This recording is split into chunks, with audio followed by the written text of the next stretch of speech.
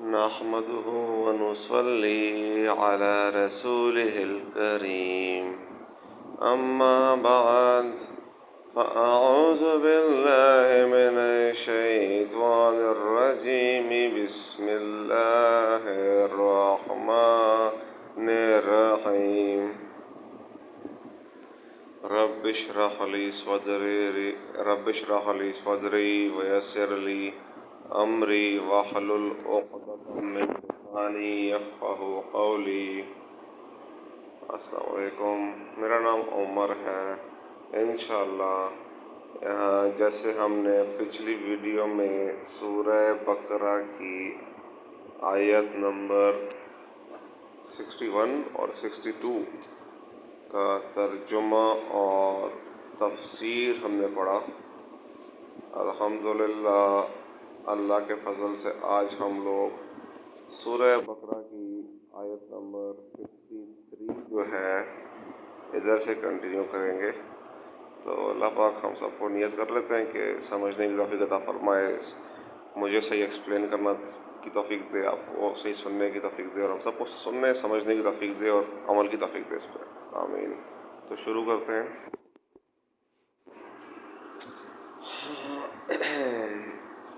وَإِذْ أَخَذْنَا مِيثَاقَكُمْ وَرَفَعْنَا فَوْقَكُمُ الطُّورَ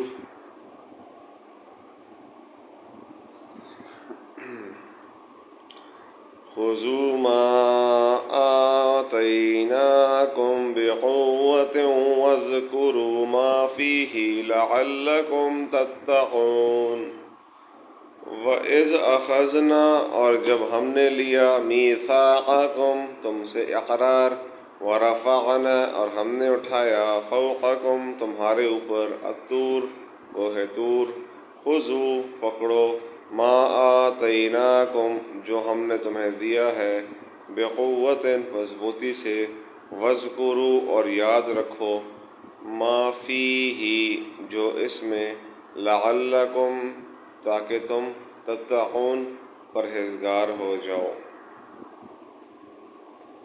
اور جب لیا ہم نے تم سے اقرار اور بلند کیا تمہارے اوپر کوہ طور کو کہ پکڑو جو کتاب ہم نے تم کو دی زور سے، اور یاد رکھو جو کچھ اس میں ہے تاکہ تم ڈرو۔ خلاصہ تفسیر۔ اور وہ زمانہ یاد کرو جب ہم نے تم سے قول و اقرار لیا کہ تو کوہ طور پر کہ تورات پر عمل کریں گے، اور اس قول و اقرار لینے کے لیے ہم نے طور پہاڑ کو اٹھا کر تمہارے اوپر محاذات میں معلق کر دیا، اور اس وقت کہا کہ جلدی قبول کرو جو کتاب ہم نے تم کو دی ہے، یعنی تورات، مضبوطی کے ساتھ، اور یاد رکھو جو احکام اس کتاب میں ہیں، جس سے توقع ہے کہ تم متقی بن جاؤ۔ فائدے ہے جب موسیٰ علیہ السلام کو طور پر تورات عطا ہوئی اور آپ نے واپس تشریف لا کر قوم کو وہ دکھائی اور سنائی، تو اس میں احکام ذرا سخت تھے، مگر ان لوگوں کی حالت کے مطابق ایسے ہی احکام مناسب تھے۔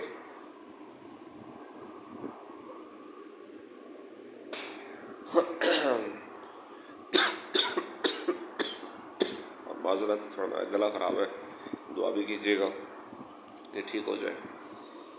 تو ان لوگوں کی حالت، جو بنی اسرائیل کے لوگ تھے، ان کی حالت کے مطابق ایسے ہی احکام مناسب تھے۔ تو اول تو انہوں نے یہی کہا تھا کہ جب ہم سے انہوں نے یہی کہا تھا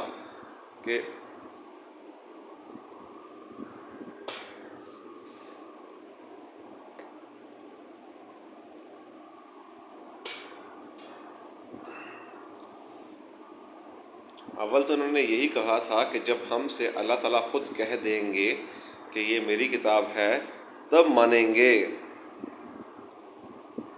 یہ ان کا ایک اشکال تھا، ان کی ایک ضد تھی کہ بھئی ہم آپ کی بات نہیں مانیں گے، آپ جتنا ہمیں تورات ایکسپلین کرتے رہے، سناتے رہے، ہم نہیں سننے والے، نہیں ماننے والے، جب تک اللہ خود نہ کہہ دیں کہ یہ میری کتاب ہے تب مانیں گے۔ جس کا قصہ اوپر گزر چکا ہے، جو ہم نے پڑھ لیا پیچھے، کہ 70 آدمی گئے تھے ان کے ساتھ، تو انہوں نے آواز سنی کوہ طور پر، اللہ تعالیٰ کی مطلب ارشاد فرما رہے تھے کہ بھئی کوہ طور کے بارے میں، تو ایکسپلینیشن ہم نے پڑھ لی، پیچھے ڈیٹیل آپ دیکھ سکتے ہیں. تو انہوں نے اس آواز پہ یقین نہیں کیا. انہوں نے بولا کہ یہ اللہ کی آواز کیا ہے، تو کسی کی بھی ہو سکتی ہے، ہمیں کیسے معلوم کریں کہ اللہ کی ہے یا نہیں. انہوں نے کہا پہلے ان کا اشکال تھا کہ ہم آواز سن مطلب اللہ کو خود نہ کہہ دیں، مطلب سن نہ لیں. جب انہوں نے سن لیا، اللہ نے ان کی وہ شرط بھی پوری کر دی کہ بھائی اب تو مان لو، اب تو تم جو ہو نا ایمان لے آؤ. تو وہ کہتے ہیں نا، سوئے ہوئے کو جگانا آسان ہے، جاگے ہوئے کو جگانا مشکل ہے. جو انسان بات کو سمجھنا چاہے نا، وہ اس کو جب آپ لاجک پیش کرتے ہیں، دلیل دیتے ہیں، تو وہ بات کو سمجھ جاتا ہے.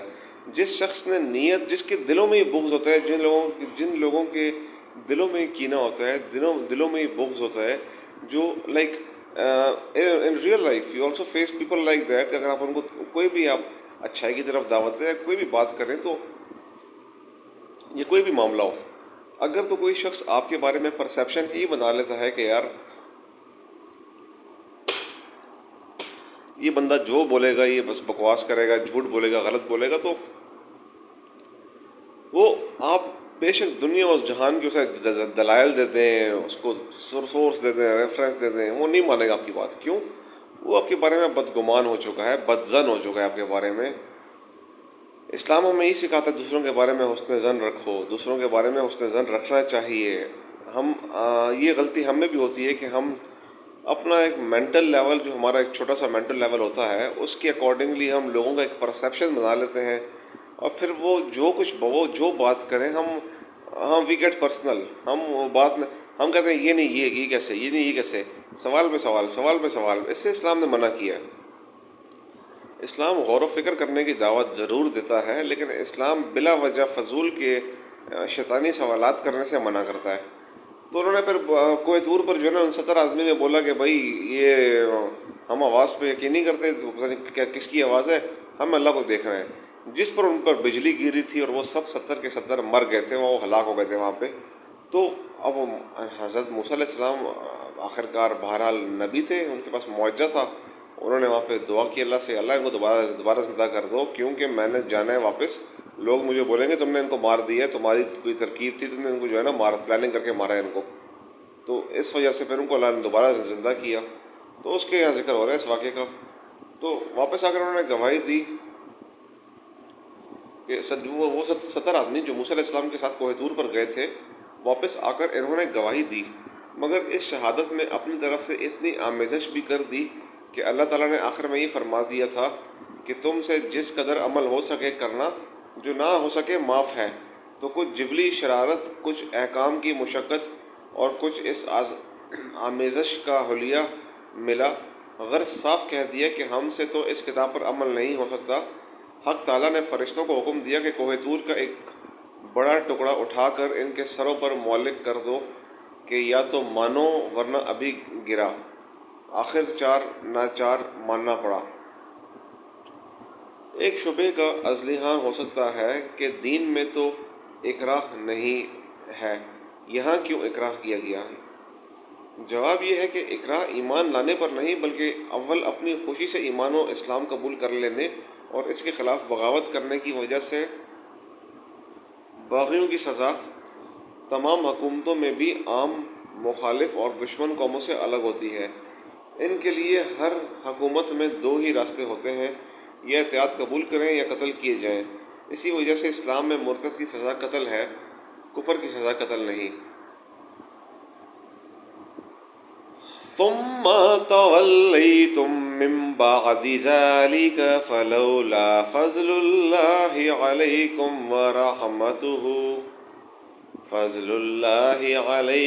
ورحمته لکنتم من الخاسرین.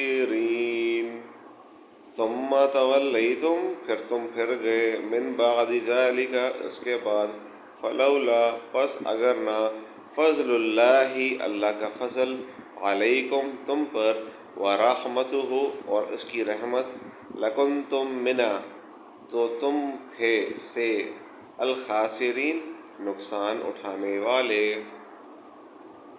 پھر تم پھر گئے اس کے بعد، سو اگر نہ ہوتا اللہ کا فضل تم پر اور اس کی مہربانی، تو ضرور تم تباہ ہوتے. خلاصہ تفسیر، پھر تم اس قول و قرار کے بعد بھی اس سے پھر گئے، سو اگر تم لوگوں پر خدا تعالیٰ کا فضل اور رحم نہ ہوتا تو اس عہد شکنی کا مقتضا تو یہ تھا کہ ضرور تم فوراً تباہ اور ہلاک ہو جاتے۔ مطلب اس جو تم نے عہد توڑا، ایمان نہ لائے، میری تعلیمات پر عمل نہ کیا، تو تم فوراً ہلاک ہو جاتے۔ ہونا تو ہی چاہیے تھا، مگر ہماری عنایت، اللہ غفور الرحیم ہے، پھر مگر ہماری عنایت اور رحمت عامہ ہے کہ حیات مستعار کے ختم ہونے تک مہلت دے رکھی ہے، لیکن کب تک؟ آخر بعد از مرگ و وبال و اعمال میں مبتلا ہوگے۔ فائدہ حق تعالیٰ کی رحمت عامہ دنیا میں مومن کافر سب پر ہے۔ دنیا میں چاہے انسان نیک ہے گنہگار ہے، اللہ کی رحمت سب پر ہے، جس کا اثر عافیت اور دنیاوی راحت ہے۔ رحمت خاصہ کا ظہور آخرت میں ہوگا، جس کا اثر نجات اور قرب خداوندی ہے۔ بظاہر اس آیت کے جزو و آخر کے مخاطب وہ یہودی ہیں جو حضرت صلی اللہ علیہ وآلہ وسلم کے زمانے میں موجود تھے، چونکہ حضور اکرم صلی اللہ علیہ وآلہ وسلم پر ایمان نہ لانا بھی عہد شکنی میں داخل ہے۔ اچھا، اس میں اس عہد شکنی کی بات ہو رہی ہے کہ جو اللہ ان یہودیوں سے مخاطب ہے جو کہ حضور اکرم صلی اللہ علیہ وسلم کے زمانے میں موجود تھے اور ایمان نہ لائے، تو ایمان لانا بھی عہد شکنی میں داخل ہے، اس لیے ان کو بھی عہد شکنوں میں شامل کر کے بطور مثال فرمایا گیا کہ اس پر بھی ہم نے تم پر دنیا میں کوئی عذاب ایسا نازل نہیں کیا جیسے پہلے بے ایمانیوں اور عہد شکونوں پر، یعنی عہد توڑنے والوں پر ہوتا رہا۔ یہ محض خدا کی رحمت ہے، اور چونکہ اب از روئے احادیث ایسے عذابوں کا نہ آنا حضور اکرم صلی اللہ علیہ وآلہ وسلم کی برکت ہے، اس لیے بعض مفسرین نے فضل و رحمت کی تفسیر بعثت محمدیہ سے کی ہے۔ اس مضمون کی تائید کے لیے گزشتہ بے ایمانوں کا ایک واقعہ اگلی آیت میں بیان ہو رہا ہے۔ وَلَقَدْ عَلِمْتُمُ الَّذِينَ اعْتَدَوْا مِنْكُمْ فِي السَّبْتِ فَقُلْنَا لَهُمْ كُونُوا قِرَدَةً خَاسِئِينَ۔ وَلَقَدْ عَلِمْتُمْ، اور البتہ تم نے جان لیا، الَّذِينَ اعْتَدَوْا، جنہوں نے زیادتی کی، منکم تم سے، فی السبت ہفتے کے دن میں، فقلنا تب ہم نے کہا، لہم ان سے، کونو تم ہو جاؤ، قردۃ خاسئین ذلیل بندر۔ سورہ بقرہ آیت نمبر 65۔ اور تم خوب جان چکے ہو جنہوں نے کہ تم میں سے زیادتی کی تھی ہفتے کے دن میں، تو ہم نے کہا ان سے کہ ہو جاؤ بندر ذلیل۔ اس آیت کریمہ میں اس واقعے کی طرف اشارہ ہے کہ اللہ تعالیٰ نے احکام دیے تھے کہ ان پہ ایک آزمائش تھی کہ بھئی آپ نے جو ہے نا، بنی اسرائیل سے اللہ مخاطب تھے کہ تم نے ہفتے والے دن شکار نہیں کرنا مچھلیوں کا۔ کچھ مفسرین اور علماء کہتے ہیں کہ اس سے مراد صرف ناٹ اونلی فشنگ، صرف مچھلی کی بات نہیں تھی، دنیا میں ہر طرح کا شکار، مطلب پرندوں کا شکار، یہ ہر چیز کا شکار منع تھا اس دن۔ اور آزمائش کے طور پہ مطلب ہفتے والے دن ہی مچھلیاں زیادہ آتی تھی سمندر میں، تو ظاہری بات ہے مچھیرے کے لیے تو وہ دن بہت امپورٹنٹ دن ہوتا ہے اور بڑا اہمیت کا حامل ہوتا ہے، جس دن اس کا شکار یعنی مچھلیاں زیادہ آئیں گی۔ تو ہفتے والے دن اللہ تعالیٰ بطور آزمائش مچھلیاں بہت لاتے تھے سمندر میں۔ تو یہ یہودی جو تھے، بنی اسرائیل کی بات ہو رہی ہے، بنی اسرائیل والے جو لوگ تھے، انہوں نے کیا کیا کہ ایک چال یہ چلی کہ انہوں نے بیسیکلی اپنے آپ کو ہی دھوکہ دیا تھا، کیونکہ اللہ تعالیٰ تو بہرحال انسان کے شہرک سے بھی زیادہ قریب ہے اور انسان کی ہر بات کو جانتا ہے، دل کی۔ اللہ سے تو کوئی بات ڈھکی چھپی نہیں ہے، چاہے انسان ظاہر کرے یا چھپائے۔ تو یہ کرتے کیا تھے، انہوں نے ایسا کوئی سسٹم بنایا ہوا تھا کہ سمندر میں یا دریا میں جو قریب لگتا تھا اس میں انہوں نے جال بچھا دیا۔ مطلب جمعے کو ہی جال بچھاتے تھے، ہفتے کو بظاہر تو یہ شکار نہیں کرتے تھے، لیکن چونکہ ہفتے کو زیادہ مچھلیاں آتی تھی اور جال بچھا ہوتا تھا تو جو ساری مچھلیاں جال میں آ جاتی تھی، مچھلیاں پکڑی جاتی تھی۔ تو اتوار کو وہ جو ہے نا جال نکالتے تھے. تو افیکٹولی اگر دیکھا جائے شکار تو ہفتے والے دن ہی کر لیا نا انہوں نے شکار تو ہفتے والے دن ہی کر لیا تھا. اگر یہ اللہ کے حکم پہ عمل کرتے تو ہفتے والے دن کو جال ہی نہ بچھاتے سمندر میں. انہوں نے جال بچھایا, انہوں نے شکار کیا, اللہ کے حکم انہوں نے توڑا, جس پر بتایا جا رہا ہے کہ ان کو بندر بنا دیا گیا, ذلیل کر دیا گیا ان کو. خلاصہ تفسیر, اور تم جانتے ہی ہو ان لوگوں کا حال جنہوں نے تم میں سے حد شرح سے تجاوز کیا تھا دوبارہ اس حکم کے جو ہفتے کے دن کے متعلق تھا کہ اس روز مچھلی کا شکار نہ کریں. سو ہم نے ان کو اپنے حکم قہری تکوینی سے مسخ کرنے کے لیے کہہ دیا کہ تم بندر ذلیل بن جاؤ. چنانچہ وہ بندروں کے قالب میں مسخ ہو گئے. پھر ہم نے اس کو ایک واقعہ عبرت انگیز بنا دیا ان لوگوں کے لیے بھی جو قوم کے معاصر تھے, اور ان لوگوں کے لیے بھی جو مابعد کے زمانے میں آتے رہے, اور نیز اس واقعے کو موجب نصیحت بنایا خدا سے ڈرنے والوں کے لیے. فائدہ ہے یہ واقعہ بھی بنی اسرائیل کا حضرت داؤد علیہ السلام کے زمانے میں ہوا. اچھا, اس ٹائم جو ان کے ہیڈ تھے وہ حضرت داؤد علیہ السلام کا ٹائم تھا. اس حضرت داؤد علیہ السلام کے زمانے کی بات ہے کہ بنی اسرائیل کے لیے ہفتے کا دن معظم اور عبادت کے لیے مقرر تھا. آج بھی اس یہودی جو ہے, اب دیکھیں, یہ سیٹرڈے کو شیبٹ شلوم کا ڈے مناتے ہیں. Basically like for Christian Sunday is the service day. Sunday والے دن, اتوار کے دن یہ جاتے ہیں اپنے جو نصارہ ہیں عیسائی کرسچنس اپنی عبادت گاہوں میں, جو کہ ان کے چرچز ہوتے ہیں ان کے, تو وہاں پہ جا کے لوگ عبادت کرتے ہیں. اس طرح جو یہودی ہوتے ہیں جن پر تورات نازل ہوئی تھی بنی اسرائیل پر, وہ ان کے لیے جیسے ہمارے لیے جمعے کا دن مقدس ہے, ہم جمعے والے دن is like holy day for us, although all days are holy, but ان کے جو تھا سنڈے کو, سیٹرڈے کو, there's the important day, their praying day. تو ہفتے کے دن متعلق تھا کہ اس روز مچھلی کا شکار نہ کریں. سو ہم نے ان کو اپنے حکم میں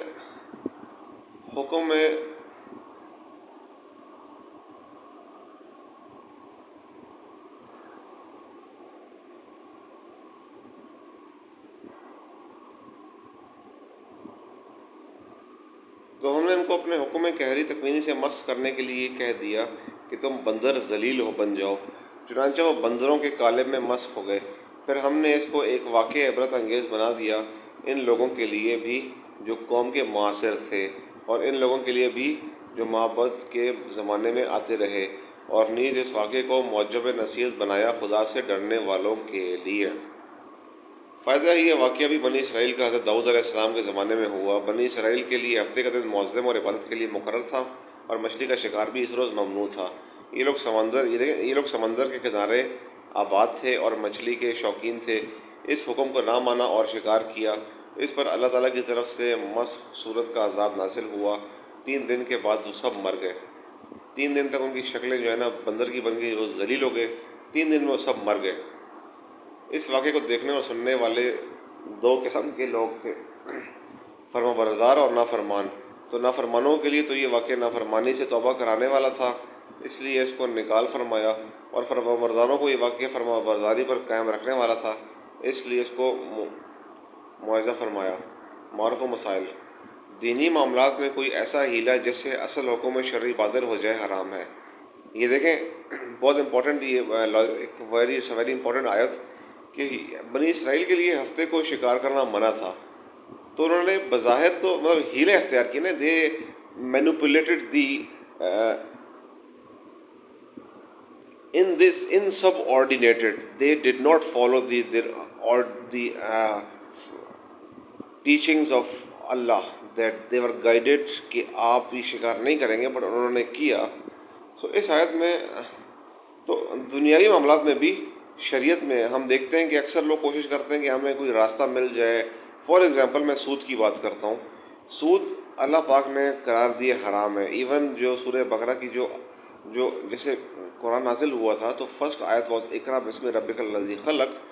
اسی طرح سود کے جو قرآن کی جو لاسٹ آیات ہے جن پر علماء کا اتفاق ہے، دیٹ از دی آیت نمبر 286 287 اینڈ 285 286 اور 287، جو آخری رکوع ہے سورہ بقرہ کا، دیٹ از کنسیڈرڈ کہ دیٹ یہ جو ہے نا آخری آیات، اللہ کا آخری جو ہے نا آیات اللہ نے نازل کی تھی. اور اس میں بھی اللہ تعالیٰ امپورٹنس بتا رہا ہے کہ سود کے نہ پڑھو، سود میں یہ اللہ اور اس کے رسول کے خلاف جنگ ہے، اعلان جنگ ہے. تو اتنی امپورٹنس ہے اس کی. تو اکثر لوگ دیکھتے ہیں کہ پیپل ٹرائی کہ مینوپولیٹ دس رول اور اپنے اکارڈنگلی اپنی آسانی کے مطابق اس کو چینج کرنے کی کوشش کرتے ہیں. But rule is rule. اس کو اگر آپ مینوپولیٹ کریں گے تو آپ اپنے آپ سے جھوٹ بولیں گے، اللہ سے آپ جھوٹ نہیں بول سکتے، کیونکہ وہ انسان کی شہرت سے بھی زیادہ قریب ہے. جو چیز انسان نہیں جانتا اللہ وہ بھی جانتا ہے. انسان اگر ظاہر کرے چھپائے، اللہ نوز اٹ. تو اس آیت میں یہودیوں کے جس اعتداء یعنی حدود سے تجاوز کا ذکر کر کے اس کو سبب عذاب بتلایا گیا ہے. روایات سے ثابت ہے کہ وہ صاف طور پر حکم شرعی کی خلاف ورزی نہ تھی، بلکہ ایسے ہیلے تھے جن سے حکم شرعی کا ابطال لازم آتا تھا. مثلا ہفتے کے دن مچھلی کی دم میں ایک پھندا لگا کر دریا میں چھوڑ دیا اور یہ ڈور زمین پر کسی چیز سے باندھ دی، پھر اتوار کے روز اس کو پکڑ کر کھا لیا، تو یہ ایک ایسا ہیلہ ہے جس میں حکم شرعی کا ابطال بلکہ ایک قسم کا استہزاء ہے. اس لیے ایسا کرنے والوں کو بڑا سرکش نافرمان قرار دے کر ان پر عذاب آیا. مگر اس سے ان فقہی ہیلوں کی محرمت ثابت نہیں ہوتی جن میں سے بعض خود رسول اکرم صلی اللہ علیہ وسلم نے بتلائے ہیں. مثلا ایک سیر عمدہ کھجور کے بدلے 2 سیر خراب کھجور خریدنا سود میں داخل ہے. مگر اس سے بچنے کے ایک ہیلہ خود رسول اللہ صلی اللہ علیہ وسلم مگر اس سے بچنے کا ایک ہیلہ خود رسول اللہ صلی اللہ علیہ وآلہ وسلم نے یہ بتلایا کہ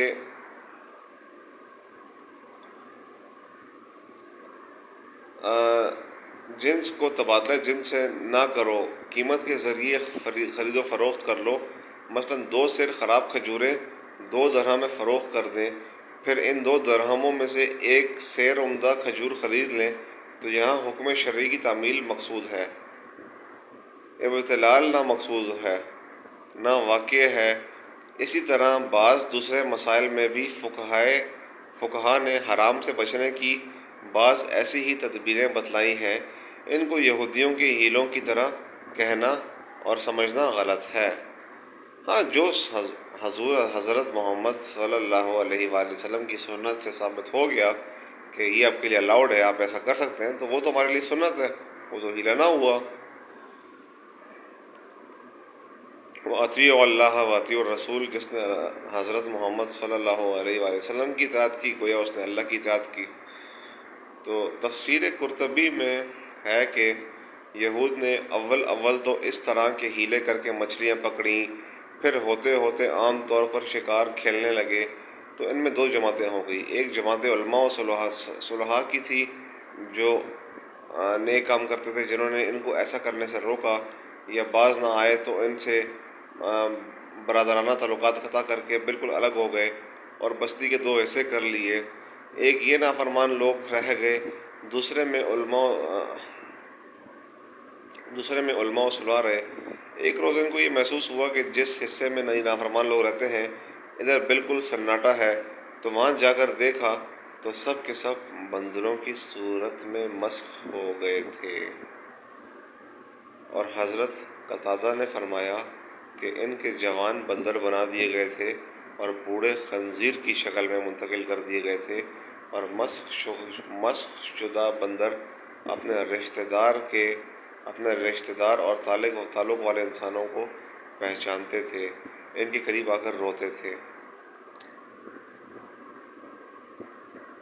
ممسوخ قول کی نسل نہیں چلتی.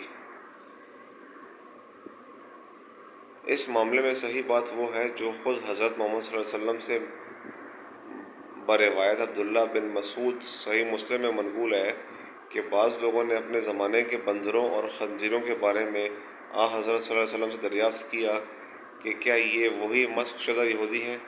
آپ نے فرمایا کہ اللہ تعالیٰ جب کسی قوم میں مسخ صورت کا عذاب نازل کرتے ہیں تو ان کی نسل نہیں چلتی بلکہ چند روز میں ہلاک ہو کر ختم ہو جاتے ہیں۔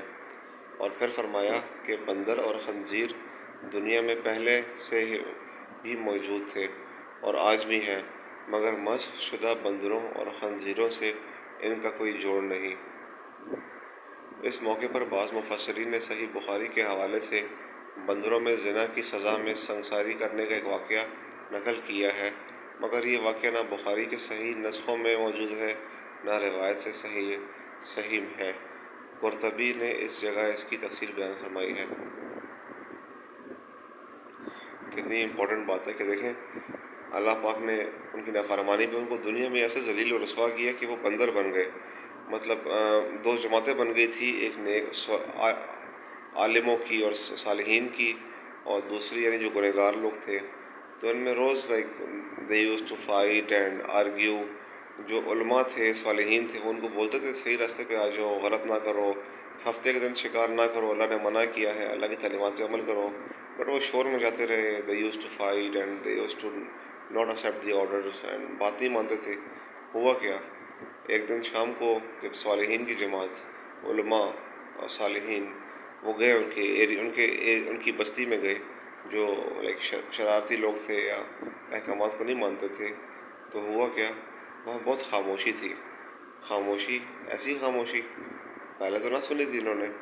تو انہوں نے دیکھتے کیا ہیں، سب کے سب جوان جو تھے، نافرمان جوان، وہ بندر بن گئے تھے، شکلیں ان کی مسخ ہو گئی تھی، اور جو بوڑھے تھے، بوڑھے بنی اسرائیل کے بوڑھے نافرمان، وہ خنزیر کی شکل میں تبدیل ہو گئے تھے۔ تو اور چند دنوں میں سب ہلاک ہو گئے، جو مسخ کر دی گئی تھی شکلیں۔ ہاؤ ڈیپ اٹ از، اس سے پتہ لگتا ہے کہ اللہ کی آیتوں کو جھٹلانا، اللہ کی آیت پہ عمل نہ کرنا کی کتنی سخت سزا ہے۔ فَجَعَلْنَاهَا نَكَالًا لِمَا بَيْنَ يَدَيْهَا وَمَا خَلْفَهَا وَمَوْعِظَةً لِلْمُتَّقِينَ۔ فَجَعَلْنَاهَا، پھر ہم نے اسے بنایا، نکالا عبرت، لما بین یدیہا، سامنے والوں کے لیے، وما خلفہا، اور پیچھے آنے والوں کے لیے، وموعظۃ، اور نصیحت، للمتقین، پرہیزگاروں کے لیے۔ پھر کیا ہم نے اس واقعے کو عبرت ان لوگوں کے لیے جو وہاں تھے اور جو پیچھے آنے والے تھے، اور نصیحت ڈرنے والوں کے واسطے۔ قرآن مجید ہدی للناس ہے۔ اللہ پاک کا خطاب بہرحال شاید کسی ایک قبیلے سے ہو، ایک قوم سے ہو، جیسے بنی اسرائیل سے ہو، لیکن اوور آل بگر پکچر یہ ہم سب کے لیے نصیحت ہے۔ It's a order for all of us, it's lesson and moral for all of us. وَإِذْ قَالَ مُوسَىٰ لِقَوْمِهِ إِنَّ اللَّهَ يَأْمُرُكُمْ أَن تَذْبَحُوا بَقَرَةً قَالُوا أَتَتَّخِذُونَا هُزُوًا۔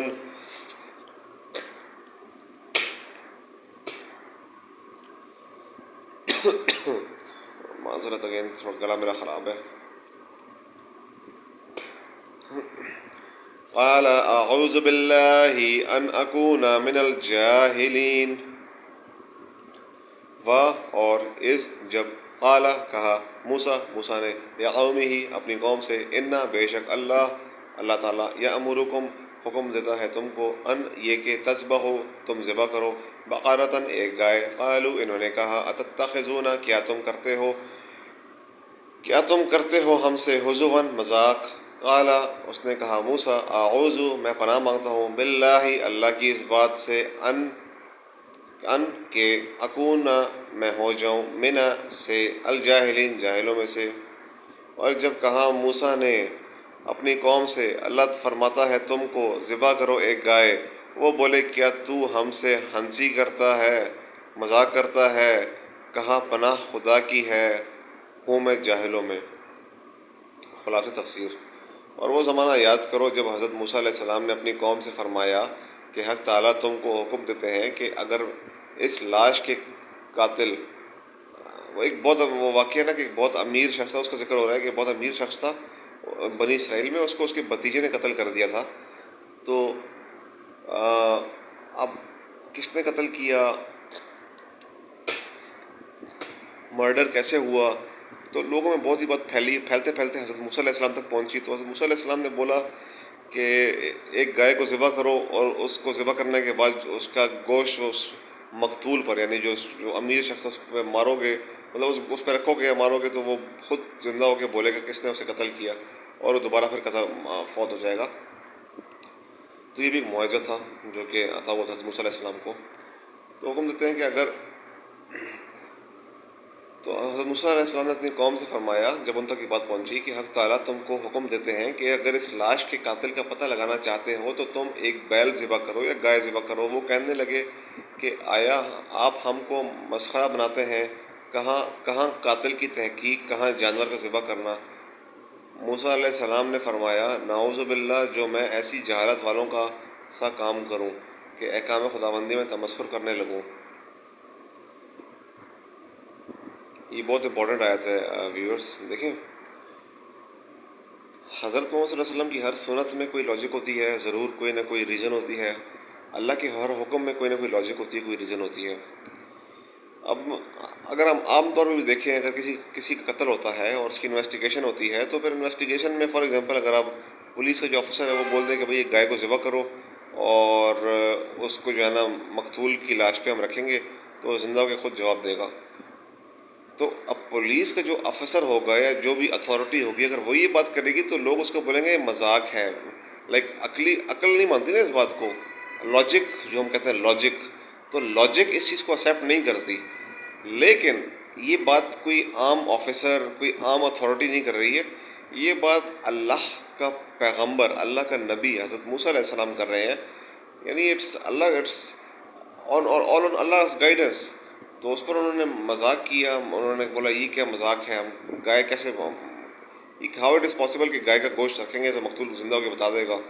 تو وہ اس کا مذاق کرنے لگے، تو حضرت موسیٰ علیہ السلام نے کہا کہ میں پناہ مانگتا ہوں کہ میں اللہ کی آیت کا مذاق اڑانے میں شامل ہوں۔ تو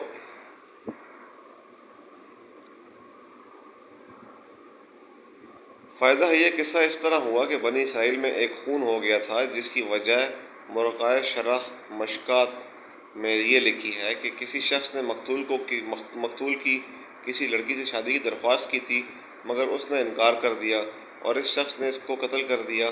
قاتل لاپتہ تھا، اس کا پتہ نہ لگتا تھا۔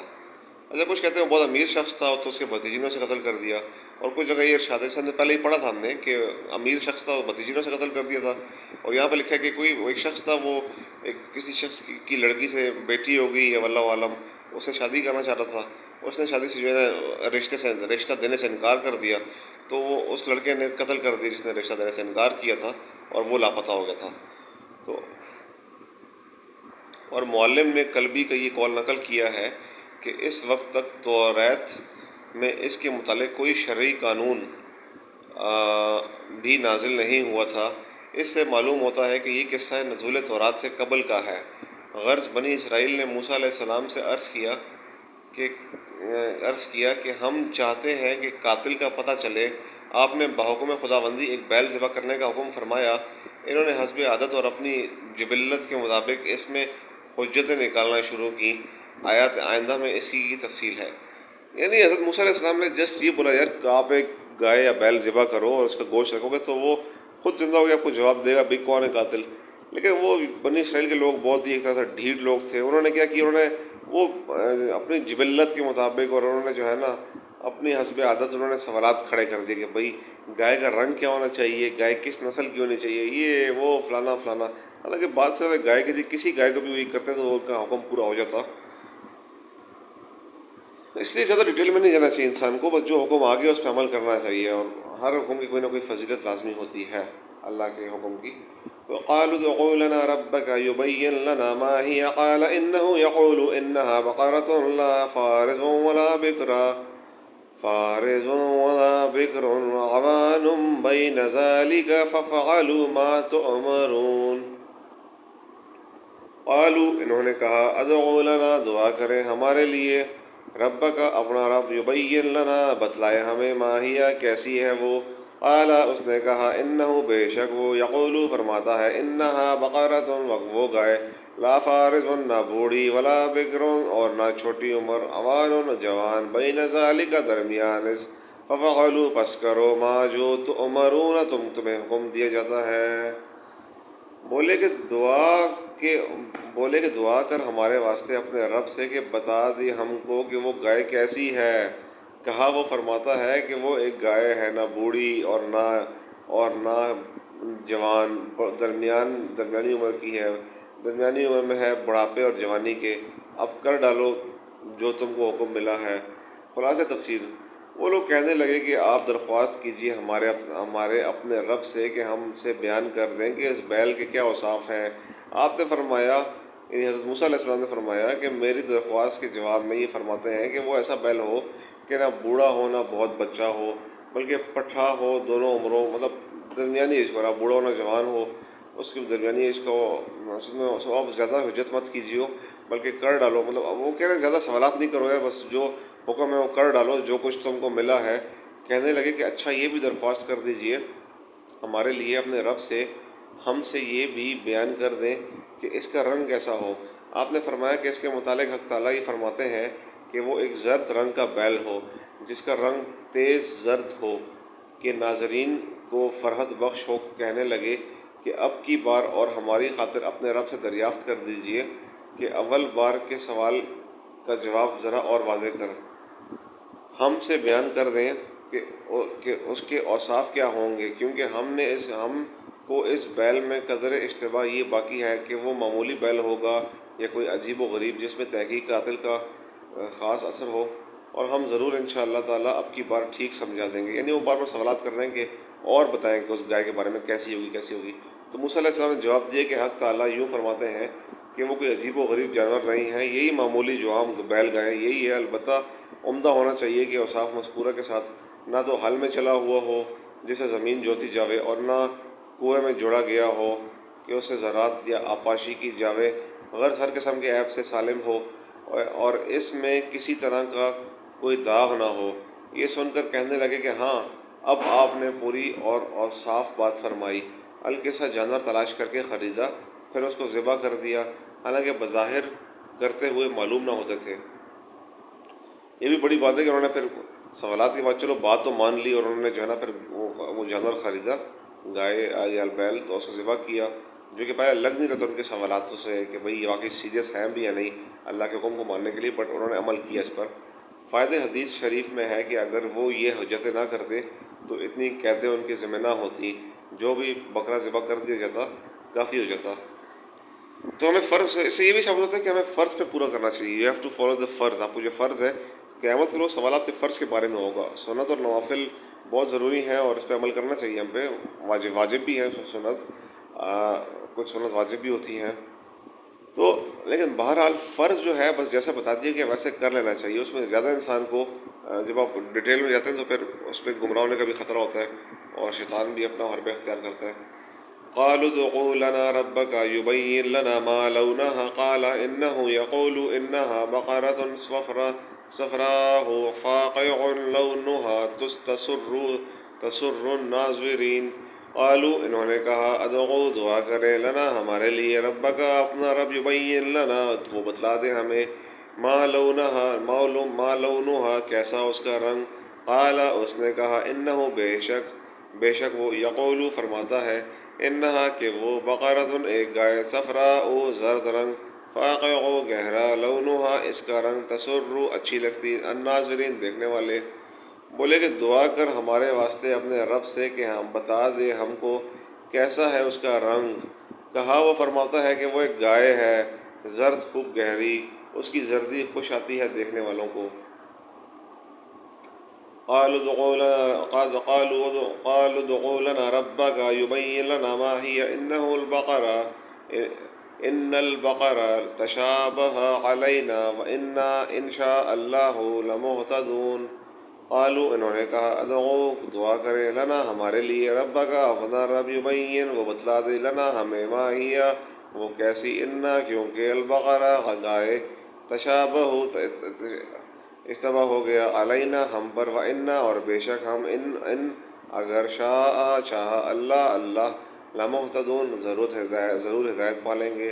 بولے کہ دعا کر ہمارے واسطے اپنے رب سے کہ بتا دے ہم کو کس قسم میں ہے وہ، کیونکہ اس گائے میں شبہ پڑا ہے ہم کو، اور اگر اللہ نے چاہا تو ضرور راہ پالیں گے. قال إنه يقول إنها بقرة لا ذلول تثير الأرض ولا تسقي الحرث مسلمة لا شية فيها. قالوا الآن جئت بالحق فذبحوها وما كادوا يفعلون. قال اس نے کہا انہو بے شک وہ یقول فرماتا ہے انہا کہ وہ بقرۃ ایک گائے لا ذلول دسدی ہوئی جو تثیر جوتی الارض زمین ولا تسقی اور نہ پانی دیتی الحرث کھیتی مسلمۃ بے عیب لا شیۃ نہیں کوئی داغ فیہا اس میں قالوا وہ بولے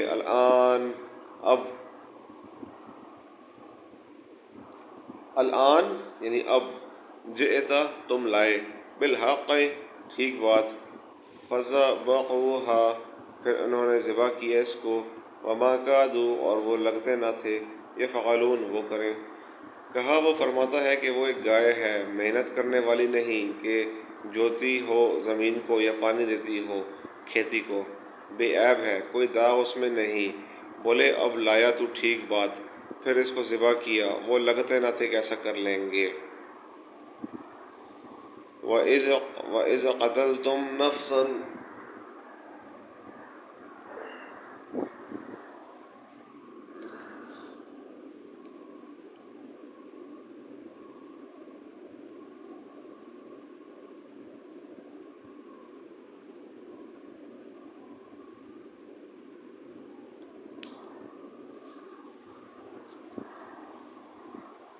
وَإِذْ قَتَلْتُمْ نَفْسًا فَادَّارَأْتُمْ فِيهَا وَاللَّهُ مُخْرِجٌ مَا كُنْتُمْ تَكْتُمُونَ.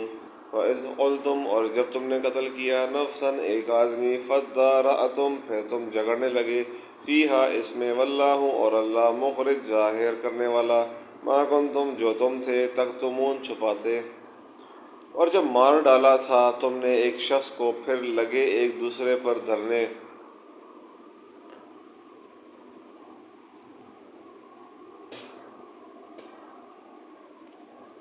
اور اللہ کو ظاہر کرنا تھا جو تم چھپاتے تھے. خلاصہ تفسیر. اور وہ زمانہ یاد کرو جب تم لوگوں میں سے کسی ایک نے ایک آدمی کا خون کر دیا پھر اپنی برات کے لیے ایک دوسرے پر ڈالنے لگے اور اللہ تعالیٰ کو اس امر کا ظاہر کرنا منظور تھا جس کو تم میں کے مجرم و مشتبہ لوگ مخفی رکھنا چاہتے تھے. اللہ اس کو ظاہر کرنا اللہ کو منظور تھا. اس لیے ذبح بکرا کے بعد ہم نے حکم دیا کہ اس مقتول کی لاش کو اس بکرا کے کوئی سے ٹکڑے سے چھو دو. چنانچہ چھوانے سے وہ زندہ ہو گیا یعنی اس کا جو گوشت تھا جو ذبح کرنے کے بعد وہ مقتول پر لگایا گیا اور وہ زندہ ہو گیا. تو آگے اللہ تعالیٰ بمقابلہ منکرین قیامت کے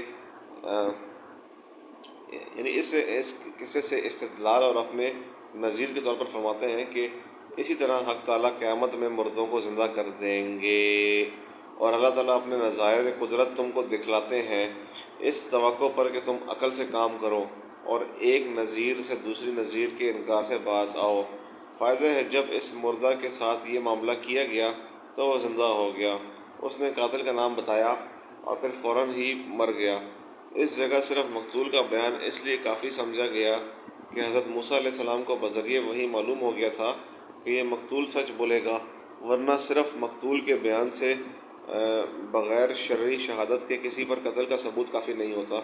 یہاں یہ شبہ کرنا بھی درست نہیں کہ حق تعالیٰ کو تو مردہ زندہ کرنے کی ویسی ہی قدرت تھی یا مقتول کو زندہ کیے بغیر قاتل کا نام بتایا جا سکتا تھا پھر اس سامان کی کیا ضرورت تھی. تو بات یہ ہے کہ حق تعالیٰ کا کوئی فعل ضرورت اور مجبوری کی وجہ سے تو ہوتا نہیں بلکہ مصلحت اور حکم و حکمت کے لیے ہوتا ہے اور ہر واقعے کی حکمت اللہ تعالیٰ ہی کے احاطے میں ہے.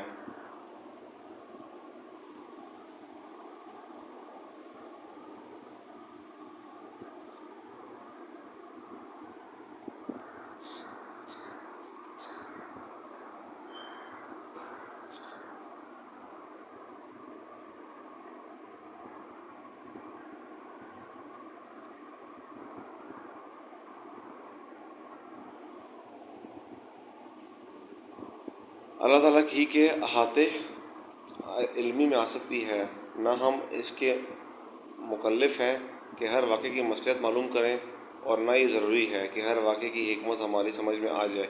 اس لیے اس کے پیچھے پڑھ کر اپنی عمر عزیز ضائع کرنے کے بجائے بہتر طریقہ تسلیم سکوت ہے، تسلیم و سکوت ہے۔ یعنی جو اللہ تعالیٰ کے احکامات ہیں، یہ ہمیں غور و فکر کرنا چاہیے، لیکن اس میں اتنا بھی نہ گم ہو جائے انسان کی بس اسی کے پیچھے پڑ جائے اور اپنا قیمتی وقت بھی ضائع کرے۔ بہرحال اللہ تعالیٰ نے ہمیں بنایا ہے، اللہ نے دنیا بنائی ہے، تو اس کے ہر حکم میں کوئی نہ کوئی ضرور کوئی نہ کوئی مصلحت، کوئی لاجک ضرور ہوتی ہے۔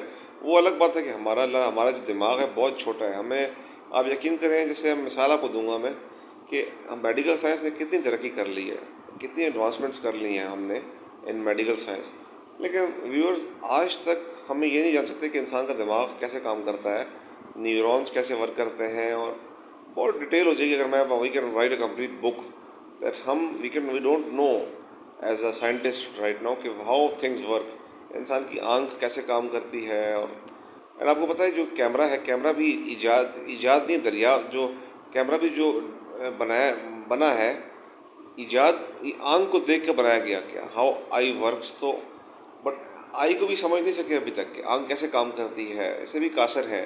اسی طرح دماغ کو ابھی تک اسٹڈی نہیں کر پائے کیسے کام کرتا ہے۔ تو اور برین از ویری لمیٹیڈ، جو اللہ نے ہمیں عقل دی بہت لمیٹیڈ ہے۔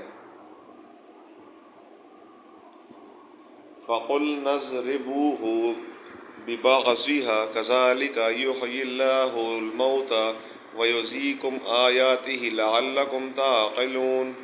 فَقُلْنَا پھر ہم نے کہا، اضربوہ اسے مارو، بِبَعْضِهَا اس کا ٹکڑا، كَذَلِكَ اس طرح، يُحْيِي اللَّهُ اللہ زندہ کرے گا، الْمَوْتَى مردے، وَيُرِيكُمْ اور تمہیں دکھاتا ہے، آیاتہ اپنے نشان، لعلکم تاکہ تم تعقلون غور کرو۔ پھر ہم نے کہا، مارو اس مردے پر اس گائے کا ایک ٹکڑا، اسی طرح زندہ کرے گا اللہ مردوں کو اور دکھاتا ہے تم کو اپنی قدرت کے نمونے تاکہ تم غور کرو۔ ثم قست قلوبكم من بعد ذلك فهي كالحجارة أو أشد قسوة وإن من الحجارة لما يتفجر منه الأنهار وإن منها لما يشقق فيخرج منه الماء وإن منها لما يهبط من خشية الله وما الله بغافل عما تعملون۔ ثم پھر قست سخت ہو گیا، قلوبکم تمہارے دل، من بعد ذالک اس کے بعد، فہی سو وہ، کل حجارہ پتھر جیسے، او یا اشد قسوۃ اس سے زیادہ سخت، وَإِنَّ اور بے شک، من الحجارتی پتھروں سے، لما البتہ، یتفجر پھوٹ نکلتی ہیں، منہ اس سے، انہار نہریں، وَإِنَّ اور بے شک، منہا اس سے بعض، لما البتہ جو، یشقق پھٹ جاتے ہیں، فیخرج تو نکلتا ہے، منہ اس سے، الماء پانی، وَإِنَّ اور بے شک، منہا اس سے، لما البتہ، یہبط گرتا ہے، من سے، خشیت اللہ اللہ کے ڈر، وما اور نہیں، اللہ بغافل عما سے جو، تعملون تم کرتے ہو۔ پھر تمہارے دل سخت ہو گئے اس سب کے بعد، سو وہ ہو گئے جیسے پتھر یا اس سے بھی سخت، اور پتھروں میں تو ایسے بھی ہیں جن سے جاری ہوتی ہیں نہریں، اور ان میں ایسے بھی ہیں جو پھٹ جاتے ہیں، نکلتا ہے ان سے پانی، اور ان میں ایسے بھی ہیں جو گر پڑتے ہیں اللہ کے ڈر سے، اور اللہ غافل نہیں تمہارے کاموں سے، اللہ بے خبر نہیں تمہارے کاموں سے۔ خلاصہ تفسیر، گزشتہ واقعات سے متاثر نہ ہونے پر شکایت کے طور پر ارشاد ہوتا ہے، ایسے واقعات کے بعد چاہیے تھا کہ تم لوگوں کے دل بالکل نرم اور حق تعالیٰ کی عظمت سے پر ہو جاتے، لیکن تمہارے دل پھر بھی سخت ہی رہے، تو یوں کہنا چاہیے کہ ان کی مثال پتھر کی سی ہے، یا یوں کہیے کہ وہ سختی میں ان سے بھی زیادہ ہے، اور زیادہ سخت اس وجہ سے کہا جاتا ہے کہ بعض پتھر تو یہ پتھروں سے بھی زیادہ سخت اس لیے کہا جاتا ہے کہ بعض پتھروں سے تو ایسے ہیں کہ جن سے بڑی بڑی نہریں پھوٹ کر چلتی ہیں، اور انہی پتھروں میں بعض ایسے ہیں کہ جو شک ہو جاتے ہیں، پھر ان سے اگر زیادہ نہیں تو تھوڑا ہی پانی نکل آتا ہے، اور انہی پتھروں میں بعض ایسے ہیں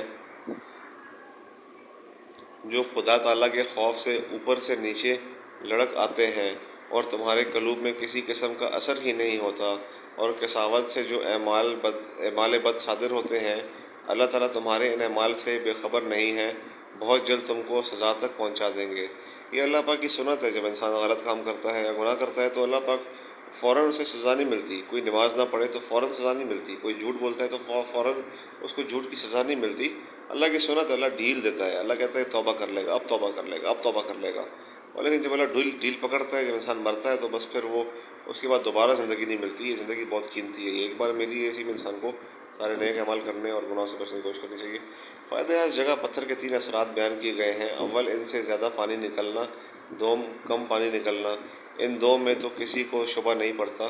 تیسری صورت یعنی خدا کے خوف سے پتھر کا نیچے آ گرنا، اس میں ممکن ہے کسی کو شبہ ہو، کیونکہ پتھر کو تو عقل کی ضرورت نہیں، کیونکہ حیوانات لاعقل میں خوف کا مشاہدہ ہوتا رہتا ہے، البتہ حس کی ضرورت ہوتی ہے، لیکن جمادات یعنی پتھر میں اتنی حس بھی نہ ہونے کی کوئی دلیل نہیں، کیونکہ حس حیات پر موقوف ہے، یعنی سینس جو ہوتی ہے یہ لیونگ تھنگ پر موقوف ہے، اور بہت ممکن ہے کہ ان میں ایسی لطیف حیات ہو جس کا ہم کو ادراک نہ ہوتا ہو۔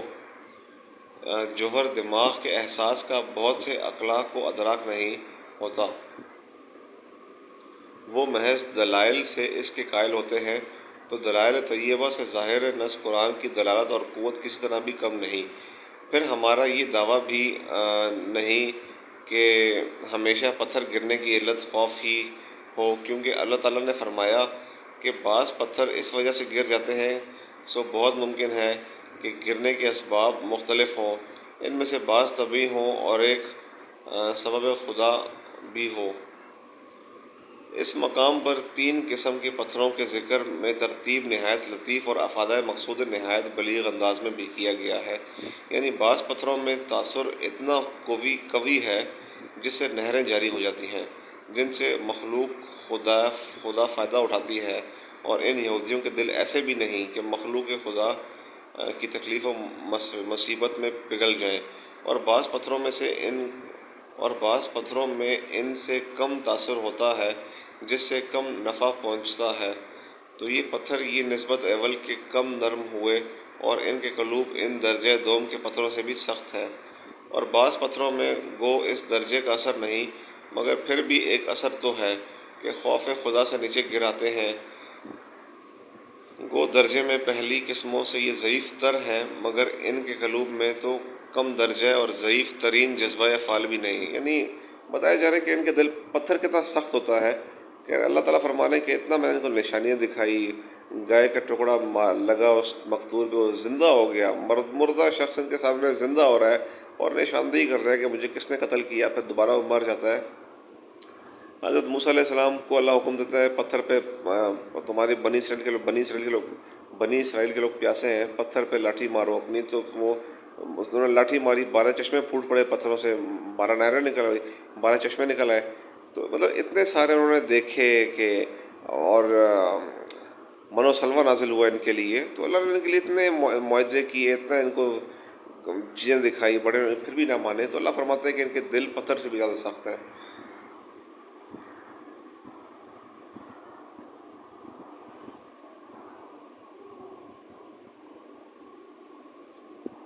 تو الحمدللہ ہم نے آیت نمبر 74 تک ہم نے جو ہے ترجمہ و تفسیر پڑھی۔ انشاءاللہ نیکسٹ ویڈیو میں ہم لوگ آیت نمبر 75 سے کنٹینیو کریں گے۔ السلام علیکم ورحمۃ اللہ وبرکاتہ، جزاک اللہ خیر۔